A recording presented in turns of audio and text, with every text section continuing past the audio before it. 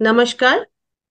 आज की इस नाट्य शास्त्र और वेदांत का जो ये सीरीज चल रहा है उसका ही दूसरा पार्ट है ये।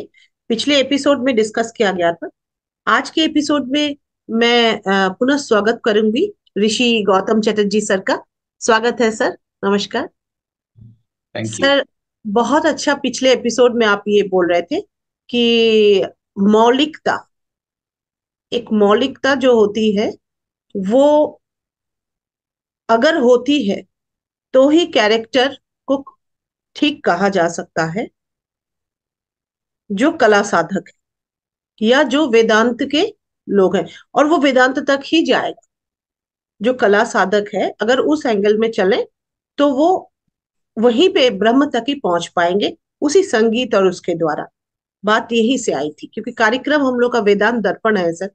क्योंकि उस दर्पण में किस प्रकार कला साधक चलेंगे उस पर ही बात कर रहे बिल्कुल। हैं। एक सवाल पूछना चाहूंगी सर कि ब्रेन फंक्शन, क्योंकि माइंड के द्वारा ही सब कुछ होता है, तो माइंड का क्या रोल है और क्या ब्रेन फंक्शन कैसे किस प्रकार से श्रुति और नाट्य शास्त्र के संदर्भ में, इन रेस्पेक्ट टू नाट्य शास्त्र, कैसे इसको समझा जाए, उसको इलेबोरेट वे में आप ही कह सकते हैं इसको कि ब्रेन फंक्शन क्या तो होना हम चाहिए या कैसे किसको, how to drive the mind और द ब्रेन।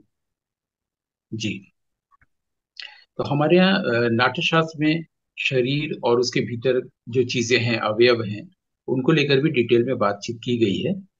और अब हम लोग जो वेदांत की बात कर रहे हैं जिसमें ब्रह्मसूत्र भी आता है, ब्रह्मसूत्र को शारीरिक सूत्र भी कहा गया है, वेदांत सूत्र भी कहा गया है ना। तो बिल्कुल। शारीरक है वो शारीरिक नहीं है। शारीरक का मतलब होता है जो शरीर में रहता है। शरीर में कौन रहता है? शरीर में ब्रह्म रहता है, शरीर में आत्मा रहती है ना। इससे इसको शारीरक कहा गया है। तो वो जो ब्रह्म, जो हमारा मूल सोर्स है, वो कैसे पूरे बॉडी की फंक्शनिंग करता है उसको तभी जान सकते हैं जब हम माइंड से जानना छोड़ दें। अब क्या है ये तो है कि सर। हम लोग पिछले 40-45 एपिसोड में माइंड पर काफी कुछ बातचीत हो चुकी है कि माइंड का मतलब है पास्ट, माइंड का मतलब है ईगो, माइंड का मतलब है टाइम। सब माइंड का ही प्रोजेक्शन है टाइम। और माइंड का मतलब है इंटेलेक्ट। ठीक है, ये सब का इंटेलेक्ट। बात हो चुकी है। और तो ब्रेन की भूमिका क्या है? ब्रेन की भूमिका ये है कि वो सिर्फ चीजों को रजिस्टर करता है। माइंड लैंग्वेज को कंस्ट्रक्ट करता है। माइंड सोच विचार करता है, स्किल डेवलप करता है। और वो किसी की उम्र अगर 50 साल है तो उसने 35 साल 40 साल माइंड का ही प्रैक्टिस किया है। ठीक है। अब वो जो 35,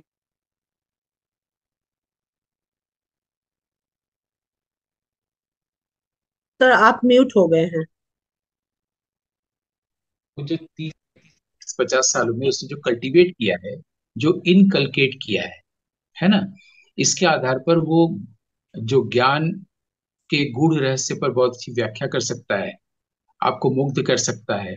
वो ऐसे कठिन विषयों को बता सकता है जिस पर आमतौर पर लोग नहीं बता पाते हैं। लेकिन ये सारा चीज माइंड के ऊपर आधारित है, इसलिए इसमें कुछ भी नई बात नहीं आएगी, हम्म। उन्मेष नहीं आएगा, हमेशा कोई उन्मेष नहीं मौलिक है। बात नहीं। सर फिर से आप म्यूट हो गए हैं। अभी ठीक होगा मेरे ख्याल से, वो हाँ। कॉल आने पर हो जाता है, अच्छा उसको जी। मैं डिक्लाइन कर। तो क्या है कि हम ये कहना चाह रहे थे कि आदमी को माइंड की प्रैक्टिस है। माइंड की प्रैक्टिस से कुछ लोगों में ये स्किल डेवलप हो सकता है कि वो कठिन से कठिन गूढ़ विषयों को भी, बहुत गूढ़ जो दर्शन के गूढ़ विषय हैं उनको भी आपको समझा दे और मुग्ध कर ले, और लाखों लोगों से वो अलग दिखे। लेकिन अभी उसका कैरेक्टर नहीं बना है ना। तो आप विश्वास नहीं कर सकते उसका कैरेक्टर अच्छा होगा। कैरेक्टर तब बनेगा जब वो माइंड को ड्रॉप करेगा। माइंड को ड्रॉप करेगा, कंस्ट्रक्टेड लैंग्वेज नहीं होगा, और उसके पास ब्रह्म अपने आप को प्रकट करेगा।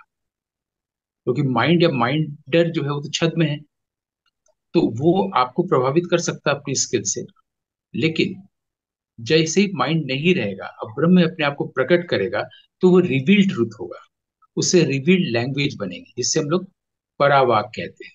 ठीक है। ऐसा व्यक्ति हमेशा ही कुछ नया कहेगा, ऐसे व्यक्ति का कैरेक्टर हमेशा ही अच्छा होगा। अब वो जो माइंड से जिसका प्रैक्टिस है वो सिर्फ 40-50 का नहीं है, 40-50 सालों का नहीं है। वो जब से जीव उसने रूप लिया है, तब से कई हजार सालों से वो बार बार जन्म ले रहा है, बार बार माइंड का प्रैक्टिस कर रहा है, जिसके कारण इस जन्म में वो बहुत अच्छा सितार बजा सकता है, बहुत अच्छा तबला बजा सकता है, बहुत अच्छा वक्ता हो सकता है ना। तो ये माइंड का अभ्यास है, लेकिन उसमें पहली बार ये नया चीज नहीं आएगा। और जब भी नया चीज आएगा, मौलिक चीज आएगा, तो विनीत भाव होगा ही। ये क्लियर हो गया, जी। माइंड और ब्रेन की बात। ठीक है। अब देखते हैं। अब पहली बात तो ये जानना चाहिए, माइंड जब नहीं होता है तो ब्रेन ही माइंड हो जाता है। जी। अब हम लोग ब्रेन पर थोड़ी देर बात करेंगे, और उन शब्दावलियों पर बात करेंगे जिसको इन जनरल लोग जानते ही हैं। जरूरी नहीं कि उसके लिए ब्रेन साइंटिस्ट होना पड़े। ब्रेन से संबंधित कुछ बातें जो अभी हम दोहराने जा रहे हैं, वो है जो एक थोड़ा सा पढ़ा लिखा आदमी जानता है। जैसे वो जानता है कि ब्रेन सिर्फ इंफॉर्मेशन को स्टोर करता है। ठीक है। वो उसका पास इसके पास एक्सपीरियंस होता है, और वो उसके पास एक्सप्रेशन होता है। ठीक है। वो ये जानता है कि ब्रेन के दो भाग होते हैं, लेफ्ट हेमिस्फीयर और राइट हेमिस्फीयर। वो ये जानता है कि ब्रेन जो है, उसके जो ब्रेन सेल्स होते हैं, ब्रेन ब्रेन सेल्स के थ्रू फंक्शनिंग करता है। ब्रेन सेल्स के दो भाग होते हैं, पहला जो है न्यूरॉन, और दूसरा है न्यूरोग्लायल। ठीक है। न्यूरोग्लायल। हमारी आवाज जा रही है ना, क्लियर है ना? हाँ, आपकी आवाज नहीं आ रही है। तो हम लोग ये बात कर रहे हैं कि ब्रेन में दो दो भाग होते हैं ब्रेन सेल्स के। एक तो न्यूरॉन होता है। न्यूरॉन का काम है कि इंफॉर्मेशंस को लेना और लोगों तक पहुंचाना। वो जो कम्युनिकेट होता है उसी को हमारे यहाँ डोपामाइन भी बोलते हैं। अब जो दूसरा भाग है इसका, न्यूरोग्लायल। न्यूरोग्लायल जो होता है उसका काम है कि जो न्यूरॉन काम कर रहा है उस इंफॉर्मेशन को मेंटेन करना, और उसको स्वस्थ रखना, बनाए रखना, ये उसका काम होता है। ठीक है। जब एम्ब्रायो में, सबसे पहले जो भ्रूण होता है, एम्ब्रायो होता है, सबसे पहली चीज कोई चीज डेवलप होती है, तो कान के अलावा लिम्स पर बाद में बात करेंगे, अभी सिर्फ ब्रेन पर को देख ले रहे हैं। सेंट्रल नर्वस सिस्टम डेवलप होता है। ठीक है। हमारा जो केंद्रीय स्नायु तंत्र है, central nervous system, central nervous system जो जिस चीज से डेवलप होता है, वो एक ट्यूब जैसा होता है। ठीक है। That is tube of tissues, जिसको न्यूरो ट्यूब कहते हैं। ठीक है। अब ये जो न्यूरो ट्यूब है, उसका एक सिरा जो होता है वो ब्रेन होता है, दूसरा सिरा जो होता है वो हमारे स्पाइनल कॉर्ड होता है। ठीक। सेंट्रल नर्वस सिस्टम इस tube, out of this tube of tissues उसे डेवलप करता है। फिर उसमें ब्रेन में एक जो मुख्य भूमिका है उसको है कॉर्टेक्स की। कॉर्टेक्स एक जो चीज होती है हमारे यहाँ ब्रेन का, उसको हम लोग छाल बोल सकते हैं। एक लैटिन में एक शब्द है बार्क, BARK, इसका मतलब होता है पेड़ की छाल। तो हमारे ब्रेन में भी ये इस तरह का छाल होता है, जिसको हमारे कॉर्टेक्स कहा गया है। कॉर्टेक्स का ही एक भाग है नियोकॉर्टेक्स।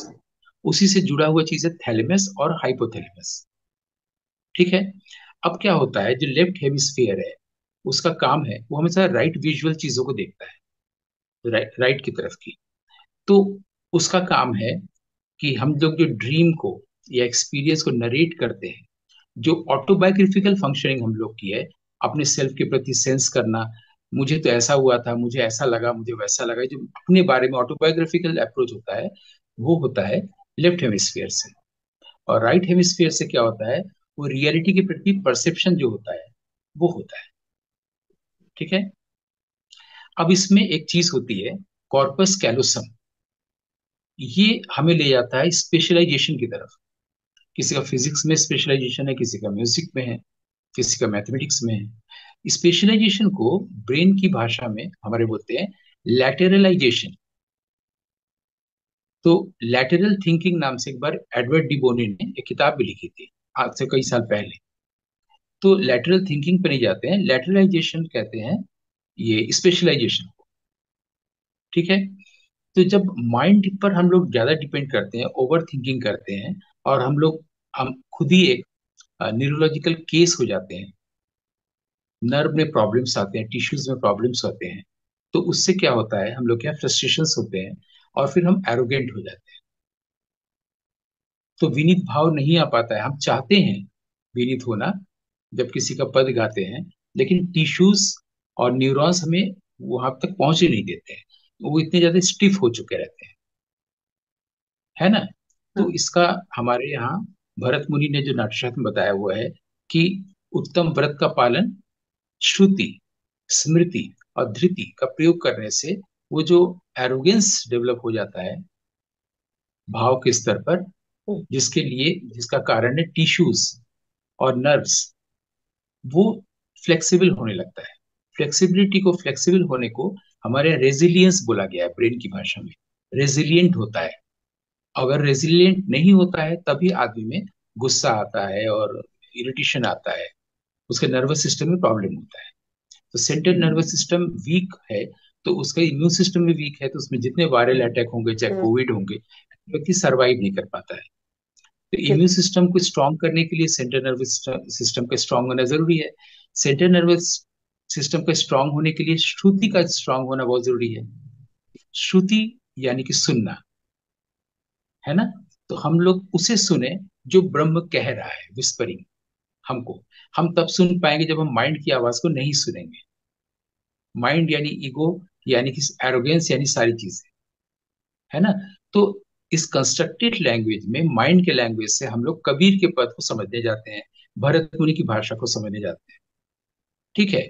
और जब हम लोग ब्रेन के सिस्टम को समझ जाते हैं, जिसमें अब आता है लिम्स है, लिम्बिक सिस्टम। लिम्बिक सिस्टम बहुत अच्छे से हम लोग के ब्रेन को हेल्प करता है। ठीक है। इसको बहुत अच्छे से समझा जा सकता है कि जैसे मान लीजिए कि मैं आपसे बात कर रहा हूँ, तो हम लोग सोचते हैं सिर्फ बीच के प्यूपिल से बात कर रहे हैं, व्हाइट जो रेटिना का हिस्सा है वो काम नहीं कर रहा है, ऐसा नहीं है। मैं आपसे बात कर रहा हूँ, मेरे बगल में अगर कोई व्यक्ति बैठा हुआ है, वो खड़ा हो जाए तो हमें पता चल जाता है बिना उधर देखे। तो सफेद वाला हिस्सा भी इस तरह से एक्टिव होता है, जहाँ पर ऑप्टिकल नर्व होता है ना। अब क्या है कि हम आपसे बात कर रहे हैं और मुझे लगा कि मेरे दाहिनी ओर कोई एक सांप जैसा शेडो मूव किया, तो हमारे भीतर जो भय, क्रोध आदि आदि चीजें होती हैं, तो भय का कारण बना वो शेडो। हमने अभी उसको ऐसे देखा नहीं कि वो सांप है या शेडो है, लेकिन क्या हुआ, वो इंफॉर्मेशंस हमारे आंख के थ्रू, वो जो सेल्स हैं, वो ब्लड के थ्रू ऊपर तक, ब्रेन तक जा रहा है, उसमें ट्रांसलेट हो गया।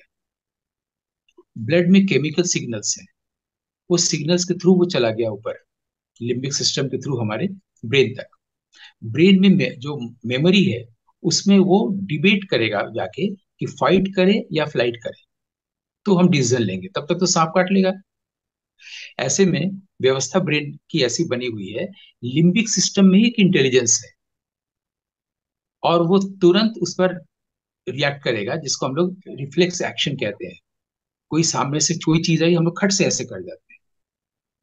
इसका हमारे 8वें अध्याय में खूब प्रयोग बताया गया अभिनेता को लिए, कि आप ब्रेन पर कम निर्भर रहिए, लिम्बिक सिस्टम पर ज्यादा रहिए, तो स्पॉन्टिनिटी आएगी, लोग समझेंगे कि बहुत ही अच्छा अभिनय किया जा रहा है, सोच समझ के नहीं किया जा रहा है, डिबेट करके नहीं किया जा रहा है। उसके लिए क्या होगा, जो को आर्टिस्ट है, को एक्टर है, उसको सुनिए। आप अपना डायलॉग मत सोचिए, उसको जब आप सुनेंगे तो उसका कुछ भी आएगा तो आपके लिए विभाव बनेगा, वो आपसे रिफ्लेक्स एक्शन में काम करवा लेगा। लोगों को लगेगा कि आप बहुत ही सहज एक्टिंग कर रहे हैं, है ना। तो सुनना, श्रुति आई। अब वो जो श्रुति आई, ये हम लोगों ने क्या किया, ब्रेन में हम लोगों ने एक स्पेस क्रिएट कर दिया दरअसल। जब हम लोग सुनते हैं, माइंड की तो हमेशा चैटरिंग है, वो सुनने नहीं देता। तो हमने, हमारे यहाँ जो ब्लॉकेज बनते हैं, कई बार आप देखे होंगे कि ब्लड में ब्लॉकेज बन जाते हैं और उसमें हैमरेज हो जाता है ना। तो अगर हम लोग स्पेस देना शुरू करें ब्रेन सेल्स में, तो वहां पर म्यूटेशन पॉसिबल है। हम्म। म्यूटेशन फिर ब्रेन की भाषा है, इसको हम लोग ट्रांसफॉर्मेशन कहते हैं इन जनरल। तो ट्रांसफॉर्मेशन या म्यूटेशन पॉसिबल है, ब्रेन की लॉन्जिविटी बढ़ सकती है, मतलब अगर ब्रेन की आयु बढ़ सकती है। मतलब हम अपनी देह की मृत्यु को नहीं टाल सकते हैं, लेकिन जो सिकुड़ता जा रहा था ब्रेन और 60-70 साल तक आ जाता, इसको आपने 95 इजीली कर दिया। मेमोरी बहुत अच्छा होगा। इसके लिए भरत मुनि क्या कह रहे हैं? श्रुति। अब श्रुति पर हम सिर्फ फोकस कर रहे हैं ब्रेन में स्पेस क्रिएट करने के लिए, ताकि वो जो हाइपोथैलेमस है, उसमें भी दो पार्ट होते हैं, एक एमिगडाला और एक हिपोकैम्पस। हिपोकैम्पस का काम है कॉग्निशन। कॉग्निशन का मतलब एक ability to respond on the external stimuli. बाहर से जो उद्दीपन मिलता है हमें, उस पर जो हम रिएक्ट करने की एबिलिटी है, उसको कॉग्निशन है, ब्रेन साइंटिस्ट साइंस की भाषा में। जो स्पैस्टिक्स के रोगी होते हैं, बच्चे होते हैं, वो बैठे रहते हैं और आप उनसे पूछते हैं हेलो, आप कैसे हैं, तो उन्होंने भीतर से बोला कि मैं बहुत अच्छा हूँ। शरीर ने उसकी बात नहीं मानी, भीतर से उसने बोला, लेकिन शरीर ने, क्योंकि उसके भीतर स्पैस्टिक्स इसीलिए कि प्लास्टिक चीजें ज्यादा हो गई है, रेजिलियंस नहीं रहा, फ्लेक्सिबिलिटी नहीं रहा, बॉडी उसकी बात को नहीं सुन रहा है। तो उसमें हम अब स्पेस क्रिएट करने की कोशिश करते हैं। ये जो कॉग्निशन माने यानी कि एबिलिटी कि आउटवर्ड स्टिमुलस को रिस्पॉन्ड करना, कॉग्निशन है, ये हमारा हिपोकैम्पस से होता है। और एमिगडाला से होता है रस, इमोशन। हम इमोशन को कैसे एक्सपीरियंस करते हैं और इमोशन को कैसे एक्सप्रेस करते हैं। लेकिन इमोशन को जब आप गाने में या कला में एक्सप्रेशन को देते हैं, आप भाव लाते हैं, है ना? कई बार आपने भाव की बात की, सिर्फ उससे ही गाना सही नहीं बनता है, रागों से ही सही नहीं बनता है। इसलिए राग ध्यान भी बना है। ध्यान क्यों है? एक ऐसा भाव जो 9 रस या 9 भावों से, 8 भावों के अलावा है। 8 भाव का मतलब 8 कैरेक्टर नहीं, 8 दशाओं का मतलब 8 नायिका नहीं। वैसे ही हम लोग एक उस भाव पर लाना चाहते हैं जिसको हम लोग कह रहे हैं विनीत भाव, हम्बलनेस, ग्रेटिट्यूड का भाव। उस भाव के आने पर बाकी भाव खुद ही काम करेंगे, चाहे वो ललित का भाव हो, चाहे ललित पंचम का भाव हो, चाहे सोहिनी का भाव हो, चाहे दरबारी का राग हो या नायकी का राग हो। ठीक है? अब हमको स्पेस क्रिएट करने के लिए, एक जो हमारे यहाँ जानते हैं हम लोग, पश्य माने देखना, ऋषि माने भी देखना होता है। ऋषि का मतलब होता है सीइंग, सिर्फ देखना। यह पश्यति स पश्यति, गीता के 5वें अध्याय की 5वें श्लोक में ही लिखा हुआ है। यह पश्यति स पश्यति, जो उसे देखता है वही देखता है। मतलब जो ब्रह्म को देखता है वही देखता है, इसके अलावा देखना कुछ होता ही नहीं है। पेड़ को देखना, आदमी को देखना, किसी सिगरेट को देखना, आकाश को देखना, ये तो देखना खाली हमारे इस आंख से हुआ ना। लेकिन जो भीतर आंख से ब्रह्म को देखता है, वही देखना हुआ। एक सीयर में वही घटता है, इसको सीइंग कहा गया है, C-ING। तो इसलिए गीता में कृष्ण कह रहे हैं कि यह पश्यति स पश्यति, स में विसर्ग नहीं, जो उसे देखता है वही देखना हुआ, वही देखता है। हम्म। ठीक है? वही देख। इस स्थिति में तब आएंगे जब माइंड नो माइंड की स्थिति में रहेगा, जहां पर एरोगेंस खत्म हो गया, तमाम तरह का कैरेक्टर होना खत्म हो गया, गुस्से का कैरेक्टर, लस्टी कैरेक्टर, बहुत तरह के कैरेक्टर खत्म हो गया। माइंड ही नहीं रहा, व्यक्तित्व ही नहीं रहा, व्यक्ति ही नहीं रहा, कैरेक्टर ही नहीं रहा। अब कैरेक्टर कैसे बन रहा है? ब्रह्म से, परावाक से। श्रुति, जो हमने कहा वेदांत श्रुति प्रस्थान है, अब वो सुन रहा है अपने भीतर, वहां से परावाक से कोई चीज रिवील आ रहा है, रिवील लैंग्वेज आ रहा है, रिवील ट्रूथ आ रहा है। इसको भरत मुनि श्रुति कह रहे हैं पहले अध्याय में। और जब हम इसको याद कर रहे हैं तो वो स्मृति बन रहा है। जैसे हमने कहा था सांस की स्मृति नहीं होती है, कि कल जो हमने सांस लिया था 4 बजे, वो 752वां था कि कौन सा याद नहीं होता है। वैसे ये स्मृति एक दूसरे प्रकार की स्मृति है, ये माइंड वाली स्मृति नहीं है। ये स्मृति ग्रंथों वाली स्मृति है, या केवल की स्मृति वाली अ, स्मृति है। या गीता को भी हमारे यहाँ स्मृति प्रस्थान कहा गया है, और उपनिषदों को हमारे यहाँ श्रुति प्रस्थान कहा गया है। ये सुश्रुति जो है, अपने भीतर की आवाज को सुनना, अनहद नाद को सुनना, ऐसा व्यक्ति अपने आप विनयी होता है, विनम्र होता है, विनीत होता है। और ब्रेन में क्या हो गया? ब्रेन में जो जो न्यूरोग्लायल सेल्स था, पहला न्यूरॉन नहीं, GLIAL, पहले कभी हमने बोला होगा, न्यूरोग्लायल सेल या ग्लायल। ग्लायल शब्द का मतलब होता है जो मेंटेन करता है, सपोर्ट करता है न्यूरॉन्स को। वहां पर स्पेस क्रिएट हो गया। क्योंकि जैसे हम लोग मेमोरी से बहुत कुछ हटाते हैं, कंप्यूटर से या मोबाइल से चीजों को हटाते हैं ना, तो वहां से वो सब फालतू चीजें चली गई, जो माइंड के धूल थे। अंतःकरण शुद्ध हो गया। अंतःकरण शुद्ध होने का जो भाव दशा है वो अपने आप विनीत भाव जी, है ना। बिल्कुल बिल्कुल। ये जो विनीत भाव जब आता है, तो उसके बाद सारे जो भाव का वो प्रणयन करता है, श्रृंगार भाव, करुण भाव, ठीक है। अगर वो कोई नायिका गुस्सा कर रही है, उसका भाव, रूठ गई उसका भाव, या बहियां छुड़ा लेने का भाव, कृष्ण को चले जाओ कहने का भाव, या कृष्ण ने न जाए इस कहने का भाव, ये सारे भाव फिर उस विनीत भाव पर खेलने लगते हैं, ठीक है। अब तक क्या हो रहा था, वो स्किल था, वो माइंड कर रहा था। लेकिन अब जो इस दशा है, वो सीधे सीधे हमें शुभ लक्ष्मी वाली स्थिति तक पहुंच जा रहा है। वो समर्पण भाव ईश्वर के प्रति हुआ है। तो ब्रेन के स्तर पर भी हम लोगों ने देखा, वेदांत के स्तर पर भी देखा। तो ये हम लोग देख सकते हैं कि स्पेशलाइजेशन अगर किसी का है, या लेटरलाइजेशन है, लेटरल थिंकिंग से आता है, तो लेटरलाइजेशन के लिए अगर हम लोग ब्रेन में स्पेस नहीं देंगे तो नहीं होगा, और तब ब्रेन ही माइंड हो जाता है। ये करेक्ट। एक गजब की चीज है कि ब्रेन को हम माइंड होने दे। ब्रेन में माइंड की कोई भूमिका नहीं है। जो माइंड है हजारों साल से हमारे भीतर, वो जो कि नहीं है, एक्चुअली एग्जिस्ट नहीं करता, उसने प्रोजेक्ट कर दिया है कि मैं कुछ हूं, और मेरा सीट जो है वो ब्रेन पे है। वो आपको उस जगह से हटा दिया जहां पर ब्रह्म का सीट है, यानी कि हार्ट, वहां से डाइवर्ट कर दिया। अब वो जीवन भर डाइवर्ट करता रहेगा, तो क्या होगा, थॉट का काम ही डिस्टर्ब करना। थॉट हमसे डिस्टर्ब करेगा। हार्ट का काम है हमेशा क्वाइटेन करना, शांत करना, शांति लाना। हार्ट का काम है प्रेम करना, है ना। और ये हार्ट अनब्रेकेबल है, ये कभी ब्रोकन हार्ट नहीं होता है, ये अनब्रेकेबल है, इसको तोड़ा नहीं जा सकता। जैसे कोई प्लेट होता है ना, लिखा रहता है अनब्रेकेबल, वैसे ये जो हार्ट है जहाँ पर कि ब्रह्म का या ईश्वर का स्थान है, सीट है, ये अनब्रेकेबल है ना। और ये हमेशा क्वाइटिन करता है, इसलिए माइंड अगर है तो पीस कभी मिल ही नहीं सकता। इसलिए हमने कई बार कहा है कि लिंग्विस्टिकली भी हम लोग साल्वेशन की ओर जा सकते हैं, मोक्ष की ओर जा सकते हैं, सही शब्द का प्रयोग करके। तो पीस ऑफ माइंड लोग बोलते हैं। माइंड का पीस से तो दूर दूर तक का वास्ता नहीं, बल्कि सांप और नेवले वाला रिश्ता है। माइंड का जो धर्म है, जो माइंड का जो स्वभाव है सतरजतम से, उसका काम है कंट्राडिक्टरी डिमांड करना, एकदम अपोजिट। मतलब इसी वक्त मैं आपसे बात कर रहा हूँ, इसी वक्त चाह रहा हूँ कि मैं लंदन की सड़कों पर घूमूं, ये दोनों लाना, ये माइंड का काम है, ये उसका स्वभाव है। वो लाएगा ही, डिस्टरबेंस लाएगा ही, डिस्ट्रैक्शन लाएगा ही। वहां पर पीस संभव ही नहीं है। माइंड के नहीं होने पर पीस है। माइंड के रहते हुए आप किसी पर भी यकीन नहीं कर सकती, संसार में किसी भी व्यक्ति पर विश्वास नहीं कर सकती। जो भी व्यक्ति माइंड से चल रहा है, उस पर आप कभी भी यकीन नहीं कर सकते। उसमें चेंज पॉसिबल है, क्योंकि नेचर में चेंज पॉसिबल है, हमेशा चेंज हो रहा है। तो आप इस दुनिया के किसी इंसान पर कभी भी विश्वास नहीं कर सकते, क्योंकि वो माइंड से चल रहा है। आप उस व्यक्ति पर पूरा विश्वास कर सकते हैं जो माइंड से नहीं चल रहा है, जो हार्ट से चल रहा है। ये आप जानेंगे कैसे?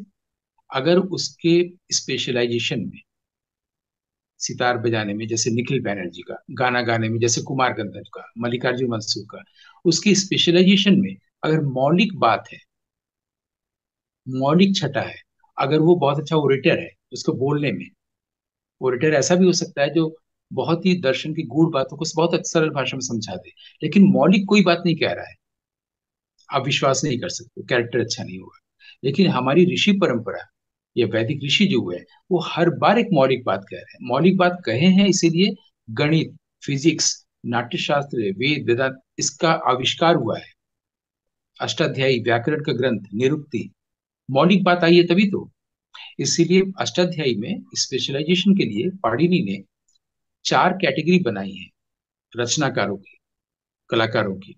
पहला है दृषि, पहली कोटि है दृषि, यानी जो देखता है किसी भी सत्य को, ब्रह्म को, है ना। लेकिन वो उनको लिखता नहीं है, ऑडियंस के सामने परफॉर्म नहीं करता, जैसे बुद्ध है, जैसे सोक्रेटिस। उसके बाद आता है दृष्टिवाद प्रोक्ता, जो उस देखे हुए को लोगों तक पहुंचाता है, जैसे प्लेटो ने पहुंचाया सोक्रेटिस की बात को, जैसे आनंद और अशोक घोष ने पहुंचाया बुद्ध की बात को। तीसरी कैटेगरी उन्होंने बनाई उपज्ञात, उपज्ञात वो होता है जो कोई नया साइंस डेवलप करता है। जैसे कि व्याकरण सबके सामने पहली बार इन्वेंट किया पाणिनि ने अपने आप को इस कैटेगरी में रखा है। और चौथा है कृत। कृत का मतलब होता है ऑर्डिनरी राइटर्स। कोई भी, उसमें रविन्द्रनाथ ठाकुर भी आ सकते हैं, बंकिम बाबू भी आ सकते हैं, है ना। तो ये पाणिनि ने चार कोटियां बनाई है रचनाकारों की। और वो हम लोग जब ब्रेन की ओर से देखने जाते हैं तो नाट्यशास्त्र के पहले अध्याय में ही पता चल जाता है कि कैसे उसकी कैटेगरी बनाई गई है। जब वो कहते हैं कि एक ऋषि में, यानी उस व्यक्ति में जो माइंड से नहीं चलता, जो हमेशा मौलिक बात ही कहेगा, ऐसे व्यक्ति में जो गुण होने चाहिए वो क्या है, जो देवताओं में भी नहीं है। और वो है श्रुति, स्मृति, धृति। शायद इन सब चीजों को हम पहले भी कह चुके हैं। अगर कोई चीज अस्पष्ट है, आपको लग रहा है, तो आप बीच में मुझे टोक सकती हैं। कई बार स्लिप ऑफ टंग भी हो जाता है, हम कहने कुछ गए हैं, हो कुछ और गया है। तो आप बता सकते हैं कि आपका यहाँ पर यह हो रहा है। नहीं सर, स्लिप ऑफ टंग तो कहीं है नहीं इस प्रकार से, बल्कि मैं ये कहूंगी कि है तो सारी बातें लिखी हुई हैं नाट्य शास्त्र में भी। मैं पुनः ये बोलूंगी कि हर कला साधक को, और बिना कला साधक भी, नाट्य शास्त्र का अध्ययन जरूर जरूर करना चाहिए दोबारा। और उसको बहुत बारी उसको अध्ययन करना चाहिए। मंच पे जो लोग हैं या जो सिखा रहे हैं इस युग में जो भी हैं, क्योंकि उसके साथ भी अगर वो करें तभी इन सब बातें, जो पढ़ रहे हैं पढ़ के उनको मालूम है सब कुछ, वो तो करेंगे। पर उसको इम्बाइब करना साथ साथ में, कला का साधना करते हुए उसको इम्बाइब भी करना और उसको फॉलो करके वैसे ही बन जाना। तब मुझे लगता है कि इस धरा पर भारतीय कला के लिए, भारत के लिए मैं बोलूंगी कि भारतीय कला जो इतना रिच है, तो समाज एक प्रकृष्ट, मतलब एक अलग कलाकार या बहुत उभर के आएंगे इसके द्वारा। यही मैं कहूंगी कि आपने इतने अच्छी तरह इसको बोला और इसको समझाया, इन बिंदुओं को। और सर ये नाट्य ब्रेन के की अध्ययन जहां की बात बात। हुई, हाँ ब्रेन की जी। जहां बात हुई, ये भी बहुत क्लैरिटी से कि ये सब चीजें होती हैं साइंटिफिकली, वो है सब कुछ। आपने क्लैरिटी से उसको बताया। और उस प्रकार से जो सेंटली एक साधु सुलभ आचरण, वो होने से ही तब जाके ब्रह्म के पास में, और तब जाके कला वैसे निखर के आएगी, स्वर वैसे मतलब निखर के आएगी। और यही मैं बोलूंगी, ये बहुत अच्छा आपने इसको इलेबोरेट वे में समझाया, खासकर नाट्य शास्त्र नाट्यशास्त्र पर। की नाट्यशास्त्र के जो अध्ययन की बात आप कर रही थी ना, कि अध्ययन करना चाहिए। अध्ययन करने जाते हैं लोग, लेकिन उनको समझ में नहीं आ पाता है क्योंकि टेक्निकल टर्म्स उनको ब्लॉक कर देते हैं। जैसे मैंने अभी आपको चतुरश्र की बात कही, हम्म। हमने ये भी कहा है कि नाट्यशास्त्र में ऐसा कुछ नहीं है जो बाहर कहीं है। जैसे महाभारत में जो कुछ भी है सब वो सब दुनिया में है। वैसे जितनी कलाओं में कोई भी बात होगी नाट्यशास्त्र में है। हम्म। जैसे आज अगर सिनेमा में कोई टेक्निकल टर्म है, मेजॉन सीन, सेट डिजाइनिंग के लिए, तो हम्म। वहां भी 23वें अध्याय में इसके लिए एक शब्द है संस्कृत में, पुस्त। हम्म। तो सेट डिजाइनिंग का काम होता है कि कैरेक्टर के मेंटल स्टेट को बताना। भरत मुनि भी कह रहे हैं कि स्टेज पर जो सेट डिजाइनिंग हो, पुस्त, वो उसका मतलब है कि कैरेक्टर के मेंटल स्टेट को बताना। आप आज ड्रामा देखने जाते हो, उसमें बहुत कुछ सेट बनाया गया होता है ना, हम्म। हम्म। लेकिन सेट एक चीज होती है, ड्रामा कुछ और चल रहा होता है ना। हम्म। हम्म। लेकिन वो कह रहे हैं कि नहीं, वो सेट जो होगा वो कैरेक्टर की मनोदशा को बताने वाला हो, उसको बताए। वो भी आहार्य अभिनय है वो। वैसे आज सिनेमा में देखते हैं कि मेजॉन सीन जो है, उसका मतलब सिर्फ सेट बनाना, बिल्डिंग्स बनाना नहीं है। वो जो कैरेक्टर है, जो एक्टर काम कर रहा है जिस चरित्र पर, उसकी मनोदशा को बताने के लिए। ऐसे ही जी। हमने कहा कि जैसे चतुरस्र ताल है, त्रयस्र ताल है, हम लोग समझ नहीं पाते हैं कि चतुरस्र त्रयस्र क्या हम्म। है ना। चतुर्भुज ये वर्गाकार, और त्रयस्र में त्रिभुजाकार, ये ताल कैसे हुआ। उसके आगे कहा गया कि ये चांचपूट और चच्चटपूट, ये ताल का नाम है। तो हम लोग यहाँ पर आके नाट्यशास्त्र को बंद कर देते हैं। तो आप जो अध्ययन करने की बात कर रहे हैं ना, जो ट्रांसलेशंस हुए हैं हमारे यहाँ, वो भी प्रॉब्लमेटिक है, क्योंकि ट्रांसलेशन में उन्होंने टेक्निकल टर्म एक भी हिंदी या अंग्रेजी में नहीं बताया गया है। और एक सेंटेंस में अगर 14 शब्द हैं, तो 10 से 11 शब्द जो है वो टेक्निकल टर्म्स है, पारिभाषिक शब्दावली। उसे कोई नहीं बताता। जब तक उसे बताया नहीं जाएगा, वो लिंक नहीं कर पाएगा, योग नहीं होगा, जी। अद्वैत नहीं होगा, है बिल्कुल। ना, अद्वय नहीं होगा। अब हम जा जाके लोगों को समझाने जाते हैं कि भाई इसका मतलब ये है, आज की जो ताल योजना है वो सीधे लिंक करता है, आज की जो स्वर योजना है वो सीधे लिंक करता है, आज जो हम लोग राग वगैरह की बात हम लोग करते हैं वो सीधे लिंक करता है। बस हम लोग उन टेक्निकल टर्म्स को नहीं जानते, इसलिए हम लोग नाट्यशास्त्र को एक ऑब्सोलीट ग्रंथ मान लिए हैं कि हमसे जुड़ता नहीं, है ना। अगर आगे कभी आप चाहें तो आगे राग और रागों के जो ग्रंथ हैं, बृहदेशी से लेकर संगीत रत्नाकर होते हुए बाद में यहाँ तक सहस्र रस तक, हम लोग उस पर भी कभी चर्चा कर सकते हैं, है ना, कि वहां पर वेदांत का प्रभाव है या नहीं है तो कैसे है। तो एक तो नाट्यशास्त्र के टेक्निकल टर्म्स को समझना, फिर आप कैसे इंटरप्रेट कर रहे हैं, आप कोई मौलिक बात कह रहे हैं कि नहीं। बिल्कुल। मौलिक बात नहीं कहेंगे तो नाट्यशास्त्र का पुनर्नवा नहीं होगा, डिकंस्ट्रक्शन नहीं होगा। मौलिक भाग वही कर सकता है जो सिस्टमेटिक या कंस्ट्रक्टेड या कन्वेंशनल लैंग्वेज से नहीं पढ़ने जाएगा और रिवील्ड लैंग्वेज से पढ़ने जाएगा। उसके लिए वहां पर हार्मेन्यूटिक्स की व्यवस्था है, यानी Mimamsa, how to read an ancient text. वो फिर यस। हेल्प करेगा आपको कि जो टेक्निकल टर्म्स है उसको कैसे समझे। फिर आप बिल्कुल। देखेंगे कि आप जो कुछ भी ताल में जैसे एक गुण दुगुन तिगुन करते हैं, वहां भी द्विसंख्यात त्रिसंख्यात लिखा हुआ है। एक आवर्ती में दुगुन तिगुन चौगुन करते हैं तो वहां भी एक कल दुई कल चतुष्कल लिखा हुआ है। तब आपको रिलेट करने में आसानी होगी। जब भी किसी चीज से आप जुड़ते हैं, हम्म। जो योकिंग हमने बताई थी ना, दो बैलों वाली, जब भी कनेक्शन होता है, दो व्यक्ति जुड़ते हैं, एम्ब्रेस करते हैं, वो अच्छा लगना ही लगना है, रस निष्पत्ति होनी ही होनी है। लेकिन जब आप जुड़ेंगे नहीं नाट्य शास्त्र से बिल्कुल। बिल्कुल। और कोई टेक्निकल टर्म आके ब्लॉक कर देगा, तो हम्म। फिर आपको परेशानी हाँ, वो दूर ये ही है रह जाएगा, थोड़ी। फिर उसको जीवन में इम्बाइब नहीं किया जा सकता। बिल्कुल। जी। इसी के साथ में ये एपिसोड हम लोग विराम दे रहे हैं। मिलेंगे अगले एपिसोड में आप लोगों से। बहुत बहुत धन्यवाद। आभार। नमस्कार, प्रणाम सर। धन्यवाद।